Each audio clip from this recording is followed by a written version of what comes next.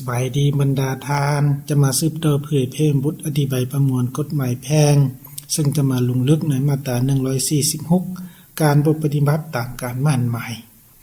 ในกรณีที่มีการมั่นหมายตามที่ได้กำหนดไว้ในมาตรา145ของประมวลกฎหมายฉบับนี้ถ้าหากฝ่ายใดละเมิดการมั่นหมายโดยบ่มีเหตุผลเพียงพอแล้วทรัพย์สิ่งของหรือวัตถุมีค่าที่เอาไปไว้นำฝ่ายหญิงตามการตกลงนั้นก็ให้ตกเป็นของฝ่ายหญิงในกรณีที่ยังบ่ทันได้เอาไปไว้นำฝ่ายหญิงฝ่ายชายต้องเอาทรัพย์สิ่งของหรือวัตถุมีค่ามามอบให้ฝ่ายหญิงตามการตกลงในกรณีที่ฝ่ายหญิงหากเป็นผู้ละเมิดการมั่นหมายโดยบ่มีเหตุผลเพียงพอแล้วทรัพย์สิ่งของหรือวัตถุมีค่าที่ฝ่ายชายได้เอามาไว้นำฝ่ายหญิงก็ต้องส่งคืนให้แก่ฝ่ายชายในกรณีที่ฝ่ายชายยังบ่ทันได้เอาทรัพย์สิ่งของหรือวัตถุมีค่ามาไว้นำฝ่ายหญิงตามการตกลงนั้นก็จะตกไปตัวนี้ถือว่าเป็นเนื้อในของมาตรา146นะที่ได้กำหนดแจ้งเกี่ยวกับการบ่ปฏิบัติตามการมั่นหมายนะและต่อมาจุดประสงค์ของมาตรานี้ก็เพื่อกำหนดให้รู้วิธีแก้ไขจัดการในกรณีเกิด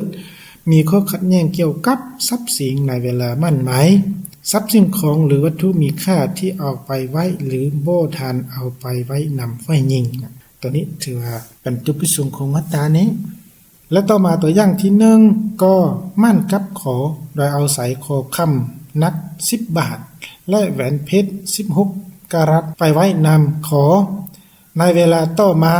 ก็ไปแต่งดองกับข้อเฮ็ดให้ขอความโดยพ่อแม่ญาติพี่น้องเสื่อมเสียเกียรติศักดิ์ศรีฉะนั้นขอได้เอาใส่คอคำนับ10 บาทและแหวนเพชร16 กะรัตเป็นของตนโดยอ้างเหตุผลว่าก็เจ้าของทรัพย์ดังเก่าได้ละเมิดการมั่นหมายตัวนี้ถือว่าเป็นตัวอย่างที่1แล้วต่อมาตัวอย่างที่2ก็มั่นกับขอโดยเอาใส่คอคำนัก10 บาท